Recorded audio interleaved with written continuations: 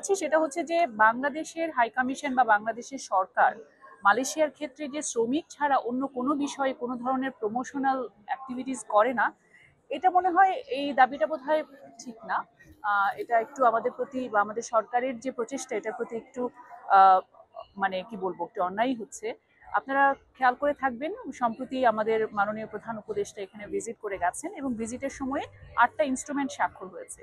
সেই ইনস্ট্রুমেন্টগুলো কিন্তু বেসিক্যালি দুই দেশের মধ্যে ক্যাপাসিটি বিল্ডিং, শিক্ষা, তারপরে হচ্ছে এক্সপোর্ট, এমনকি ইনভেস্টমেন্ট এবং এমনকি হালাল কোঅপারেশন নিয়েও কিন্তু একটা এক্সচেঞ্জ অফ নোট আমরা এ সময় করেছি। এবং শ্রমিক নিয়ে আমাদের একটা শ্রমিক পাঠানো নিয়ে একটা এমওইউ তো 2021 সালে আছে, সেটার আন্ডারেই হচ্ছে। এই 8টা ইনস্ট্রুমেন্টের মধ্যে কিন্তু কোনোটাই শ্রমিক নিয়ে না। তার মানে এই না যে শ্রমিক বিষয়টা আমাদের জন্য গুরুত্বপূর্ণ। আমাদের 15 লক্ষ শ্রমিক এখানে আছে এবং মালয়েশিয়া বাংলাদেশের জন্য একটা ডিজায়ার্ড ডেস্টিনেশন আমাদের ফরেন এমপ্লয়মেন্টের জন্য, ওভারসিজ এমপ্লয়মেন্টের জন্য। সেটা আমাদের জন্য যেমন গুরুত্বপূর্ণ, একই সাথে সরকার মালয়েশিয়ার সাথে বাংলাদেশের সম্পর্কটাকে একটা কম্প্রিহেন্সিভ, একটা বহুমাত্রিক সম্পর্ক হিসেবে দেখে এবং এখানে এই শ্রম বিষয়ে সম্পর্কের পাশাপাশি এই ব্যবসা বাণিজ্য, ইনভেস্টমেন্ট এগুলো বাড়ানোর জন্য সরকার এবং দূতাবাস অসম্ভব মনোযোগ দিয়ে কাজ করছে। আমাদের দূতাবাস গত বছর, শুধু 2024 সালের কথা বলবো, শুধু 2024 সালে 10টা ফেয়ারে অংশগ্রহণ করেছে, 10টা মেলায় আমরা অংশগ্রহণ। যে সকল মেলায় ঢাকা থেকে কোনো প্রতিষ্ঠান আসতে পারে না, আর্থিক কারণে হোক বা যে কোনো কারণে, দূতাবাস অবশ্যই এরকম একটা স্টল সবসময় রেখেছে।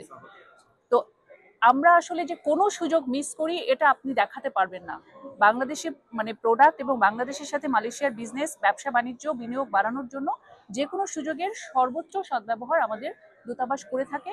আমাদের দূতাবাসের যে নতুন ভবন আছে ওখানে গেলেও আপনারা দেখবেন আমরা একটা ডিসপ্লে সেন্টার করেছি, বাংলাদেশের সমস্ত এক্সপোর্টেবল ওখানে আমরা ডিসপ্লে করে রেখেছি, ইনক্লুডিং সাইকেল। আমি শেষ করছি। তো এ কারণে আমি বলছি, এবং এবারও এই যে এখন এই মেলাটাতে অংশগ্রহণ করা আমাদের সরকারের আগ্রহের কারণেই কিন্তু এই 8টা প্রতিষ্ঠান এখানে এসে অংশগ্রহণ করেছে। ইপিবির ডিজি নিজে এখানে এসে হাজির হয়েছেন এই মেলার জন্য।